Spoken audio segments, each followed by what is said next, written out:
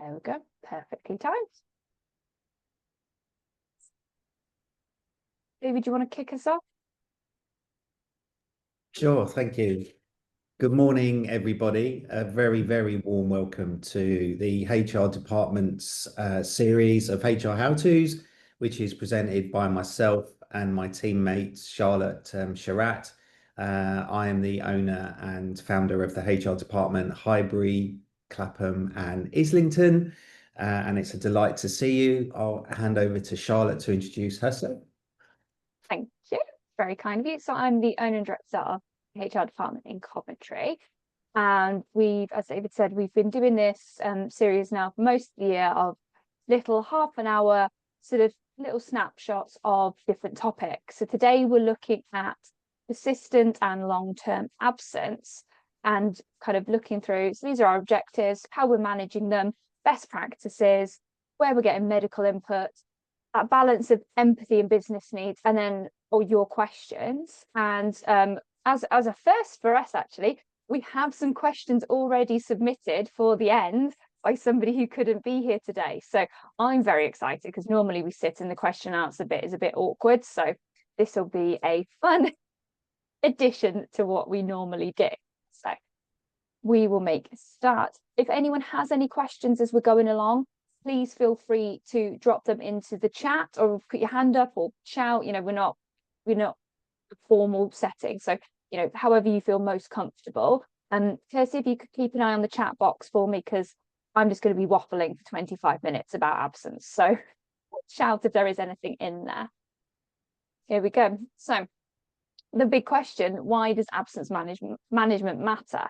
So we're looking at things like productivity, employee morale, financial cost, legal risk. So these should all be, you know, going without, you know, there are basics. They're the things that should be, you know, we don't need to talk too much about, but actually they all impact on each other, because actually if people are not happy that somebody is off, that not only affects morale, it affects productivity. It also makes it feel like, well, if it's okay for one, it's okay for somebody else. I was looking at it this morning and I was like, you know, how many days do people take off? So according to Google, the average days for 2023 lost for per employee was 7.8 days, which if you think about somebody who's already got, as a minimum, 20 days of holiday and 8 days of bank holiday, you're then potentially going to lose them for another almost 8 days on top of that. That is a big chunk of the working year that is being lost to absences. And as a little fun side fact, before the pandemic, it used to be 5.8. So think about that what you will. I don't know if that is we are more ill, if COVID made us all more vulnerable, or COVID gave us permission to actually be sick when we're sick. Don't know. That's just the numbers. But I thought it was quite interesting that, you know, when we're thinking about why we need to manage absence, it's not just a straightforward we need a bum on a seat. There are other bits that we need to think about. So we are looking at really two different types of absence when we talk about any sort of absence. So short term, I would normally class as anything that's under 4 weeks. So that can be the odd 1 or 2 days sick. That can be a migraine here, a migraine there. It could be 2 weeks off because they've really genuinely got flu. Anything really that's under 4 weeks, we'd call short term. And then as soon as we get 4 weeks plus, we'd call it long term. There's obviously a bit of a variation in that. You know, if you've got somebody who's broken their arm, for example, we'd probably can't know that they're not going to be able to drive for a while. They're probably going to be off sick for maybe 6 weeks. But we'd maybe not manage them the same way that we did with somebody else who's got an absence that is going on with no real end in sight. And like I said, there's different approaches for everything. So how we're going to treat somebody who has a couple of days off here and there is going to be wildly different to somebody who seems to have a day off every month, because the impact of that is going to be bigger. And then the reasons as well why people are taking time off are also going to depend on how we react. So looking at short term and persistent. So we're kind of classing short term and persistent in this as sort of two things, because short term can just be you have somebody who in a whole year maybe is off a couple of times, maybe they've got a cold one time, maybe they got a stomach bug from their kids' nursery, maybe they've got a migraine or something. That's 3 days in a year. We can probably cope with those little short-term absences. What we can't keep tolerating is what is the short-term persistent absences. So those are the sort of people who generally will go off at the drop of the hat, will tend to be off for, you know, a couple of 3 days, and then we'll come back and, you know, we'll spend the whole time telling you how they've been unwell. They're the sort of people who, you know, may not say it out loud, but the underlying thing is that maybe they're hungover, or maybe they just didn't fancy it that day. And it's where they're off, not continuously, that's when we're long term, but where you're starting to notice a pattern, where you're starting to feel the impact of it, where, you know, a good test is if other people are starting to make rude comments about it, because if they're like, oh, Jeff's off again, not a surprise, there's a pattern there. If other people are picking up on it, then that's, you know, a sign that there is an issue. And what we need to think about really when we're thinking about how we manage these different things is why the person is off, the impact that it's having, because that persistent can be just, the reason it's in the middle is because it can be just as impactful as somebody who's off for 4 or 5 weeks in a row, because you're having to rearrange plans, you're having to rearrange calls, you're having to rearrange meetings, you have to rearrange clients, and that not knowing can be just as impactful as if you know that somebody's going to be off for 6 weeks, they broke their arm. So we need to think about those. So what can we use to help us manage this? Now, we've got quite a list there, so we'll kind of dip in and out of those. So I'm a big believer in documenting stuff. So whether that is on a system, like we use HR systems like Breathe, HR Toolkit, Cezanne, Bright HR, whatever, you know, whatever you use, there are those. Whether or not you do old-fashioned pencil and paper and have something written down, or quite often I tell our clients that actually, you know, keep a record either on your SharePoint or Google Drive or wherever, so that it's private, but also you can just email that person and just keep that kind of continuous sort of documentation of it. You know, you can keep a record without needing to keep a file, essentially. I would always, especially if you're, so where we're on that third point, meet to discuss, I would always encourage you to have a chat with anybody who's been off sick. You know, we recommend doing what we would call a return to work, which is a form, you know, it's a document, it's a form that you fill in, you know, you ask them why were they off, blah, blah, blah. But it's always a good idea, even if you're not doing that, to talk to them. You know, if people are off, even if it's just one day, it's a nice thing to do. You know, we talked about on the first slide of objectives, it's a balancing the empathy with that business need. And some of it is just asking that person, you were off yesterday, how are you feeling today? You know, if they're not well, is there something we can do for them? You know, is it that, you know, you spoke to them last night and they said they wanted to come back to work, and you said, well, actually, why don't you work from home instead? It's those little bits that we can do that, first of all, help us open the door to a conversation, because, you know, that's that next point, which is seek to understand underlying causes. You know, is this something that could happen again? Is this something that's, you know, are they being affected by something at work? Is it something that they need treatment for? They need to go to a consultant about? Is it something that they haven't even thought of? You know, I always use the example where I in a previous life used to work for Tesco, and we had somebody who was sick quite a lot, and it was always, you know, sickness and diarrhea, and I never really asked more questions than that. So I was like, wonderful, thank you for sharing that. But it seems to be happening quite regularly. Like, we're talking like 2-3 times a month. And after we got to the, you know, we started the absence management process, and after the second meeting that we'd had, I said, have you been to the doctor? Because all jokes aside, you shouldn't be this ill all the time. Like, something is going on. And he was like, no, it's just a jippy tummy. No, it's fine. I was like, no, seriously, that's a lot of jippy tummies. Like, if this is always a problem, there might be something else. And it turns out he was allergic to gluten. And I was right about saying he should go to the doctor. And guess what? He stopped eating the gluten, stopped having to have the time off. So there's always a reason to talk to people, to know your employees. Some people just don't think of things. You know, this guy was really young, didn't really know that you could be allergic to bread, and was just carrying on with his normal life as he always has done, and just thought that this was sort of normal, until we looked at the, you know, the sheet in front of us and all the times we documented it. I was like, that's not normal. So it opened that conversation. We could, there wasn't anything we could do as an employer, but actually there was something he could do. And even if the doctor had said, no, you're not allergic to anything, at least we could be like, well, you need to investigate because somebody should not be off sick this much. So, in that case, we agreed the timescale, which was, look, I want you to go to the doctor this week. Let's try and get an appointment. This was pre-COVID, so it was a lot easier to get a doctor back in the day, but it was pre-COVID. Went for a doctor's appointment that week. By the next week, was already looking at what he needed to cut out of his diet. So we didn't need to do anything further. But if you need to set targets, if you need to put stuff in place, this is where, like I said at the beginning of this section, the emails work. If you haven't got a formal form that you're using, if you haven't got a system like Breathe HR that you're using, put it in an email. Thanks for meeting with me today. Glad you're feeling much better. We agreed, blah, blah, blah. And that you'll get it to, that you'll see a doctor within this time scale. That's it. Send the email. Then, if there need to be consequences from that, for example, we put their disciplinary action, you've got that paper trail of what we've already tried, what we've already talked about, it's not improving things.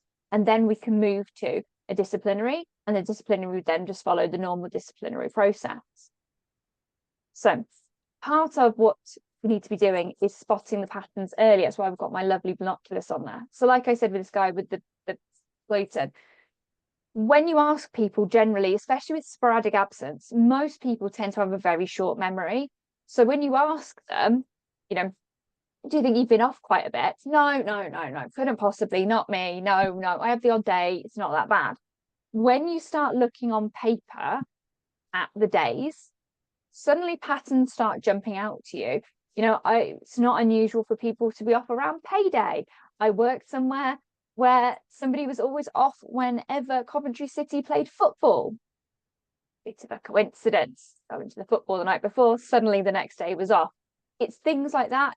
Are they always off weirdly after a bank holiday or a holiday, so they get an extra couple of days of break? It's looking at stuff like that. And actually, sometimes it's also putting it to the person, because maybe they've just had a bit of bad luck, and maybe it is just, oh, well, I was on holiday, so I wasn't doing very much, so I ended up getting sick, and then I was sick when I was supposed to come back to work. But if it's happening 2 or 3 times, that suggests a pattern to me. Once is a coincidence, twice, maybe you're unlucky, 3 times feels more deliberate. So it's looking at it, it's making that individual aware, because part of good absence management, especially if you've got somebody with that persistent absence person, if you've got somebody who's always going off sick, actually putting it to them that, like, you are going off sick a lot and this is becoming a problem, look at all these dates that you're having off, is a good way to start getting people to think, oh, they're on to me. Oh, I need to be more careful. Oh, I need to make sure I'm only off when I'm really genuinely sick. And it also helps you look at other triggers or workplace issues. It could well be, depending on where you work, what type of business, not everybody works in an office. Not everybody is used to working in certain environments. People who are used to doing kind of a physical job, they suddenly went to an office job, would probably really struggle with sitting at the desk, getting the right posture, all of that good risk assessment and ergonomics that we tell people to do. That on the flip side, if you took me, who normally does an office job, and put me back in my old Tesco job, I'd probably struggle moving all the cages around and doing all the heavy lifting, because I'm just not used to it anymore. So there may be something really simple that we can put in place. I've known it with clients before where people have had kind of carpal tunnel, and it's as simple as getting a slightly different mouse and a different mouse mat, and it can help relieve those symptoms. So when we are looking for stuff early, we can deal with it early.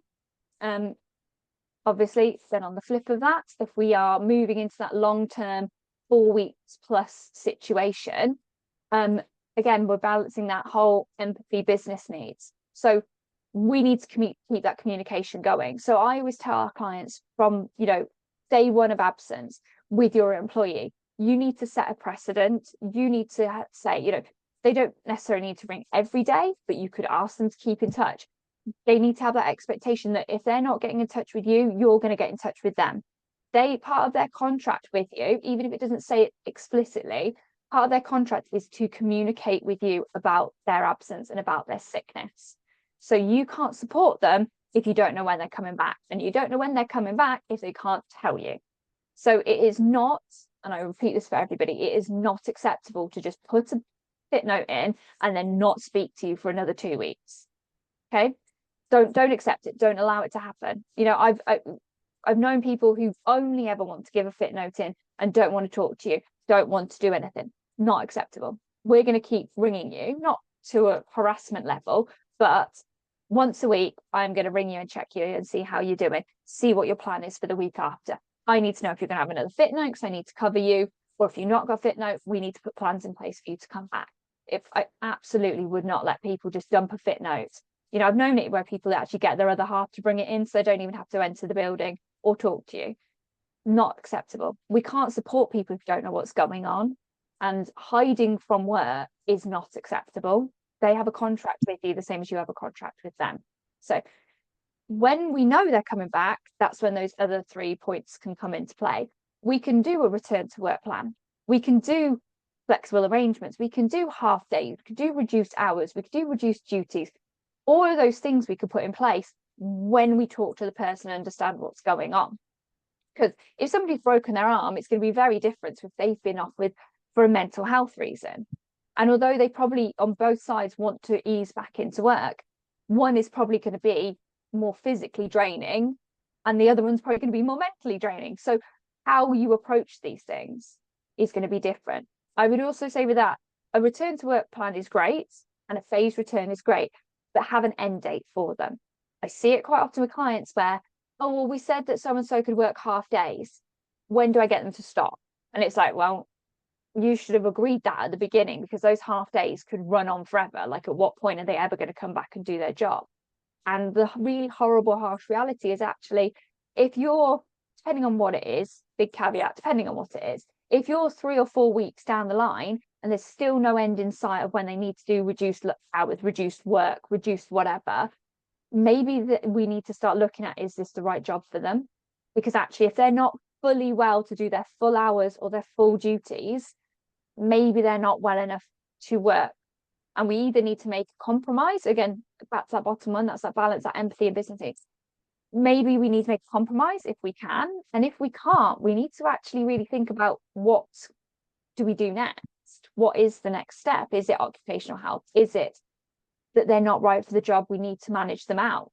You know, that sometimes is the reality, is that people come back and they're not well enough to do the role as they used to do it. That brings us quite nicely onto legal considerations. So obviously, we've got a couple of different elements of things that can go to tribunal. The first is disability discrimination. That can come at that, a person can make a claim for that at any point. So they don't even need to have applied for the job. If they try and get through and they can't for an interview, that could be discrimination. If they applied for the job and they couldn't come for an interview and you didn't make reasonable adjustments, it could be discrimination. If they are in role and they have something, you know, mental health is considered a disability if it's impacting somebody significantly or over 12 months.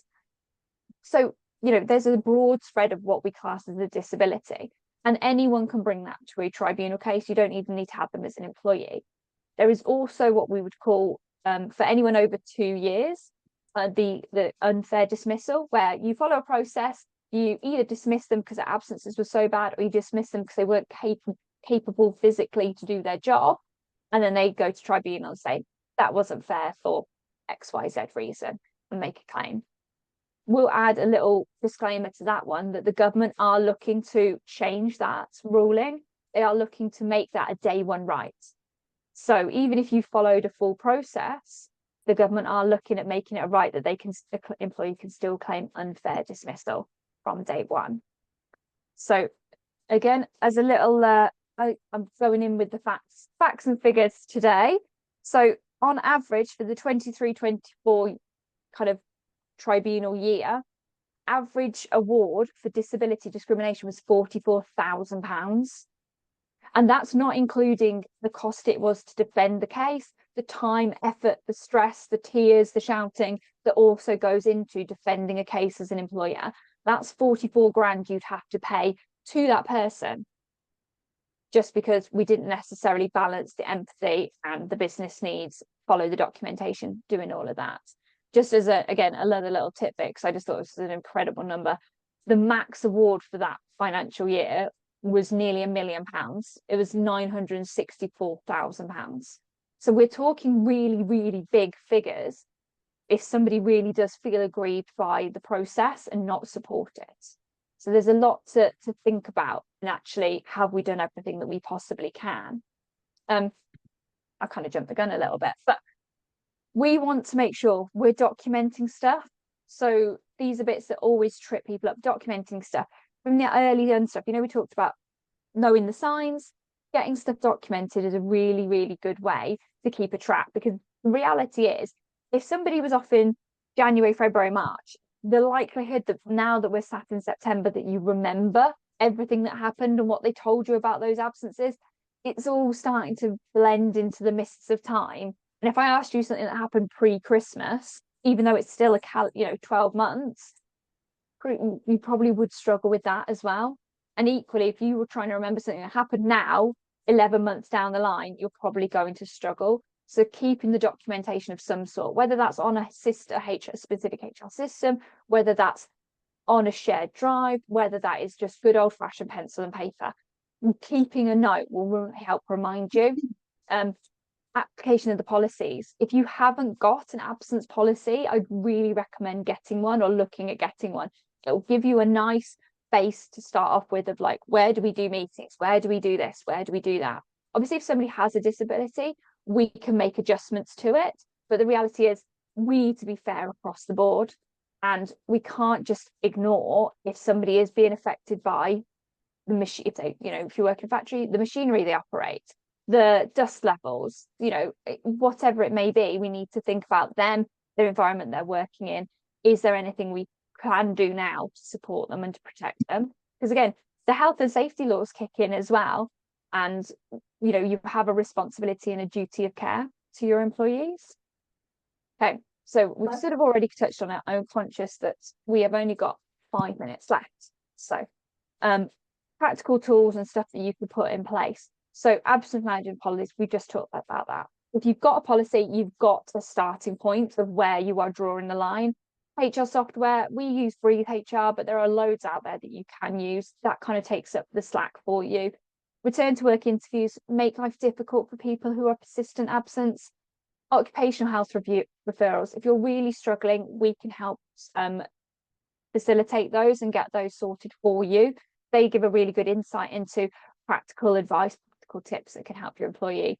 There are specific resources. So, people who are struggling with maybe ADHD or autism within the workplace, there are resources. People who have, cancer and coming back to the workplace, there are resources available. There is a multitude of charities. There's things like Access to Work, different places that can also supply funding for equipment. And the last one is we are a HR company. So we advise some HR advice, because the reality is if you're new to this situation and you're not sure what to do, it's really easy to trip over yourself and try and do the right thing and end up doing the wrong thing. And then we're back to that 44 grand just to pay somebody for something that you maybe didn't intend to do. So there we are. We are a couple of minutes left, and these hopefully are the key things you've taken away. Like I said at the beginning, we could probably talk about this for hours and hours and hours. And if anyone's got any specific questions, David and I are more than happy to kind of take it offline to help you out. But hopefully you have a little better understanding of short and long-term and persistent absences. Looking, take away spotting those patterns early. The earlier you see it, the earlier you can deal with it. Managing it. Stuff never goes away. You can never sweep it under the carpet and it goes away. All it's going to do is make your carpet lumpy. We need to deal with it, because it doesn't, if somebody's an issue, they're not going to suddenly become like, a model employee and stop being an issue. They're going to be an issue and it's going to cause you a problem. Use the available resources, whether that is online help, whether that is charities, whether that is HR advice, wherever it's coming from. If you are not sure what to do, seek some advice. And the last one, legal pitfalls. There is a wealth of stuff online that you can Google. If you are not sure about if something is a disability, if you are not sure whether or not you should be making an accommodation, look it up, ring us, ask us for advice. We are more than happy to help.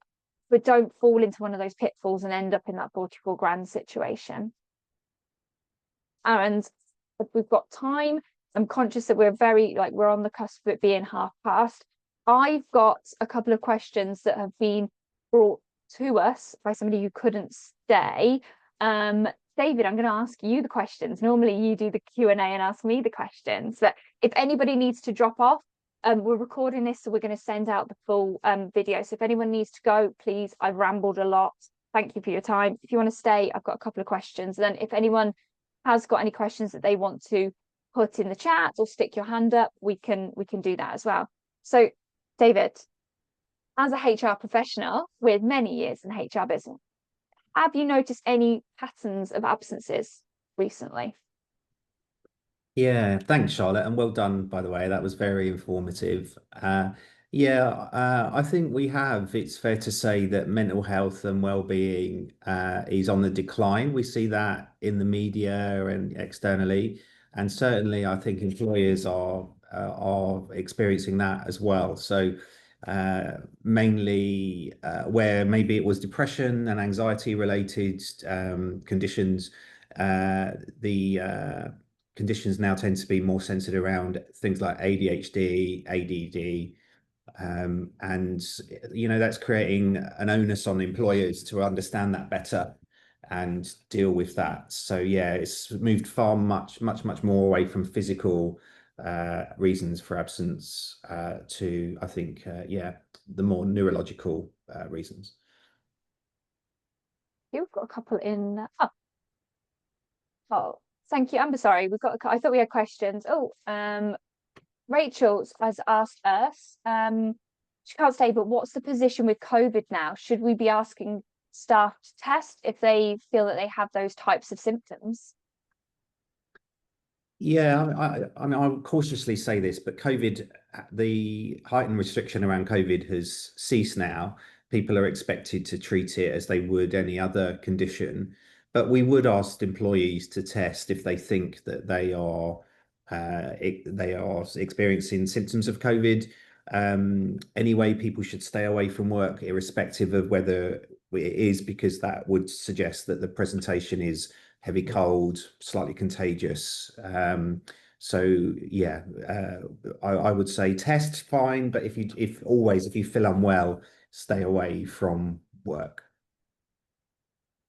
I think so. There's a big difference between the kind of what we would call presenteeism, which is just showing up for work no matter what, and also being a plague carrier. So there is that balance to make. And actually, the reality is that COVID is quite serious, and there are people who are immunocompromised, there are people who live with people who are vulnerable. So COVID, more so than just a common cold, it's always a good idea, a responsible idea to know. But the reality is also that government has classed it the same as a cold at this point. So again, that balance between the law and ethically, morally, what you do is a bit grayer. I've got one more question, David, if you don't mind, and if everyone else doesn't mind. I know we are a little over time. So what are the best ways to keep connected to somebody who is on a long-term absence? Yeah, great question, because often those people are forgotten for no reason, but if sometimes out of sight is out of mind. So we always suggest that there's contact made with the employee at least once a month. Your long-term sick policy should indicate how often employees can expect to be contacted, so it builds an expectation for them, because you'll also want to do things like health check-ins, occupational health reviews, absence reviews. Also, don't forget the other important stuff, such as newsletters, information about company events, etc. So the positive stuff, so people feel involved. So yeah, in summary, I would say at least monthly is appropriate. That's great. Much appreciated. I don't know if anyone's got any more questions. There's nothing else coming up in the chat box. So with that in mind, we will move on. So we've got one more event that is scheduled, which is the 19th of November. But David and I are in talks to do more of these. So if these are things that you are interested in, we obviously will do all the social media and stuff nearer to the time, but on our websites as well, there is a training and events. You can see at the top in green. click on that. When we decided, when David and I have arm wrestled over dates, then they will go up there and you'll be able to see the full program that we're doing. If there's any topics that you want us to cover, we do absence quite regularly because it's such an ongoing, ever-present issue within businesses, and it costs, you know, companies a lot of money to cover people and all of that. So we do absence quite regularly, but we've done redundancies, we've done the employment rights bill, we've done, you know, a whole host of stuff. So if there's something more specific you want, please do let us know. David, you can do the sales bit. Yeah, thank you. Well done. Just as you said, Charlotte, just to reiterate that we are very, as hopefully you've seen, we're very adept at dealing with sick and, you know, long-term and short-term absences. So we are the HR department, which means that we are an outsourced HR function for you where you might not have your own HR team on site. So do please contact Charlotte or I if you've got any questions, and we're happy to help and ultimately to provide you with the HR support that you need. And there you go. A big thank you. That is everything. I am very sorry we are 5 minutes over time. That is my fault. I do like to waffle. As you can probably tell, these are kind of like an interesting topic. So yeah, like I said, if you do think there's anything you want to talk about offline, David and I'm more than happy to give you any advice. And I think we'll end things there. We'll stop the recording. Once all that's downloaded, the lovely Kirsty will be able to send it all out for you. So if anybody couldn't make